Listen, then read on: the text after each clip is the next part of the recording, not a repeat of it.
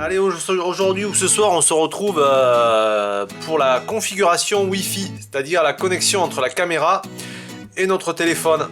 Donc tout d'abord, il faut télécharger l'application qui va nous permettre de pouvoir rentrer en communication avec la caméra. Mais aussi, il va falloir savoir configurer le mot de passe pour pouvoir justement établir cette connexion et qu'elle soit reconnue. Actuellement, le mot de passe c'est AEE 1, 2, 3, 4, 5, bien sûr en majuscule, mais il est simple à retenir, mais il est tout à fait possible aussi de le changer. Et on va voir ça tout de suite, donc on se retrouve sur mon PC pour vous montrer un petit peu comment on fait. Allez, on se retrouve là sur mon PC pour modifier, comme je vous ai dit auparavant, le mot de passe. Donc ma carte SD est là. Je vais dans MISC, ici Wi-Fi Conf. Si vous cliquez naturellement, il ne vous l'ouvrira pas parce qu'il le reconnaît comme un fichier de configuration et ça ne pourra pas marcher. Donc la petite astuce pour ouvrir ça, c'est propriétés. Et là, on fait modifier. Et on va l'ouvrir. Moi, il m'en avait proposé plein. Mais voilà, on prend le bloc-notes. Vous allez avoir plein de programmes qui vont s'afficher ici. Et vous choisissez bloc-notes. Vous faites OK, appliquer, OK. Et là, naturellement, quand je clique, il va s'ouvrir. Donc, ici, on a un fichier avec plein de trucs bizarres. Et il est par ici, voilà, AD password égale AE. Donc, c'est celui-ci qu'il faut changer. 1, 2, 3, 4, 5. Soit vous mettez Denis, Simon, Arthur, voilà, votre prénom, un truc voilà, qui vous revient, le petit nom de votre chat ou de votre petite femme. Ce sera plus facile à retenir, quoi. Je pense que c'est que ça. Ça c'est des lettres, voilà, moi voilà, c'est ce que j'ai vu tout à l'heure, j'ai survolé tout ça. Donc une fois que c'est changé, on ferme. Il va vous demander si vous avez modifié d'enregistrer. Vous faites oui, vous enregistrez naturellement. Et puis vous refermez et vous remettez votre carte SD dans votre caméra. Allez, on se retrouve sur la cam. Allez, on se retrouve maintenant dans mon petit laboratoire, ma petite prise vidéo. Donc maintenant nous allons voir comment réaliser cette connexion. On a vu auparavant qu'on pouvait changer le code. Et maintenant nous allons voir comment nous allons l'utiliser. Donc en premier lieu, j'allume ma caméra. Ensuite, je vais allumer le Wi-Fi ici. Et on va attendre que le petit icône, je ne sais pas si on peut le voir ici, vienne s'allumer. Donc ça prend un petit peu de temps, le temps que la caméra elle démarre. Voilà, là je le vois moi.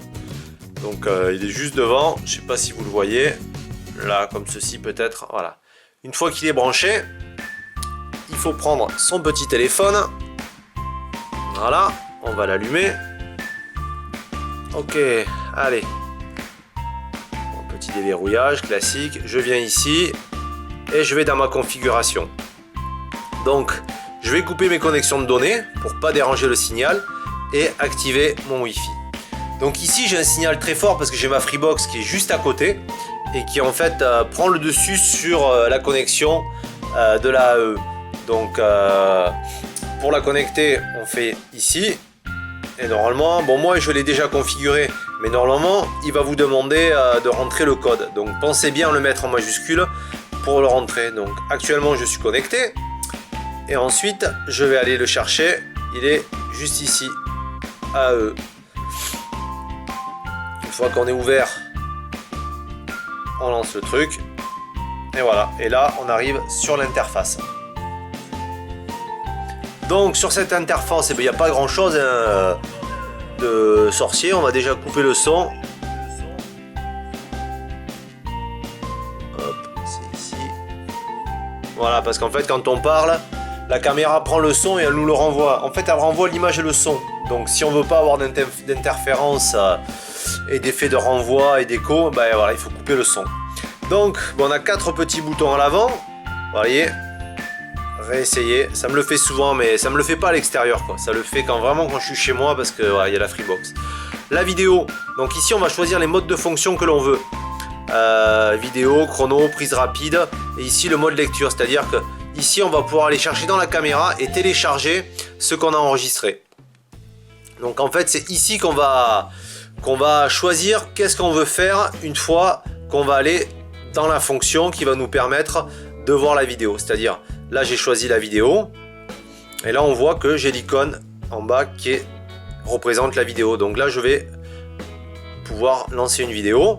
Ensuite, une prise rapide. Je retourne ici dans mon menu. Et normalement, si j'appuie dessus, j'aurai 3 prises rapides qui se font instantanément. Je reviens en arrière. Ici, c'est le mode lecture. Mais bon, ça prend du temps hein, pour télécharger un petit peu les retours, tout ça. Et le mode chrono qui, je sais plus ce que ça fait. Il faudrait, ouais, je sais plus spécialement, mais bon, ça doit faire un truc sympa. Ensuite, ici, on a le mode de configuration. C'est ici qu'on va aller choisir la résolution, la vue et le débit. Pas pris en charge. Voilà, donc là on peut choisir large, moyen, rétréci. Moi je prends un débit de levée. Choisir le PAL, le SECAM, enfin voilà. C'est ici qu'on va venir voir un peu aussi sur toute sa version. Donc voilà, il y a une nouvelle version qui est sortie, qui est sur une autre de mes vidéos. Et voilà. Donc ici, voilà, on peut un petit peu modifier sans rentrer dans la caméra quelques paramètres. Ensuite, ces 2 petits boutons, pareil, c'est pour la prise de vue. Si on veut l'écran large, ouais, rétréci ou le grand angle. On voit que ça change un petit peu ici. On a sur la gauche l'intensité du signal et le niveau de batterie aussi de la caméra pour savoir ce qu'il nous reste un petit peu. Beaucoup de gens se plaignent du temps de latence qu'il y a entre le fait de déplacer la caméra et le retour vidéo. Certains pensent que c'est vraiment instantané. Vous voyez, il y a toujours un décalage. Mais ne vous en faites pas avec les autres caméras telles que GoPro ou même le reste. Hein, ça fait la même chose. Il y a toujours 1 ou 2 secondes de décalage. Vous voyez, quand je bouge, c'est pas instantané. C'est voilà. Mais GoPro fait pareil. Tous les autres modèles ont toujours cette petite latence de décalage. Même sur mon drone, hein, le DJI Phantom, hein, j'ai un petit peu de décalage entre ce qui se passe réellement à la caméra et ce qu'on reçoit sur l'écran.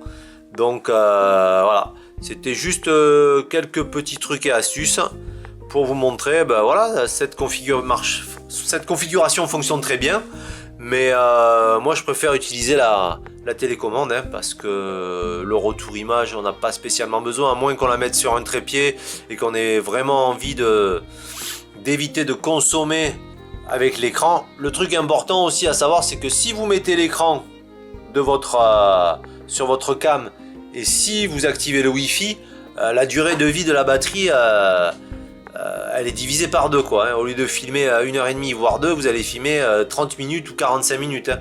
Donc si vous lancez l'application sur votre smartphone, pensez à enlever l'écran derrière parce que sinon ça servira à rien d'avoir 2 retours vidéo alors qu'il y en a besoin que d'un quoi.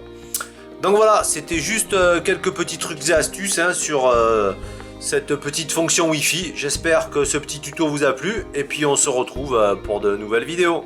Allez, à ciao!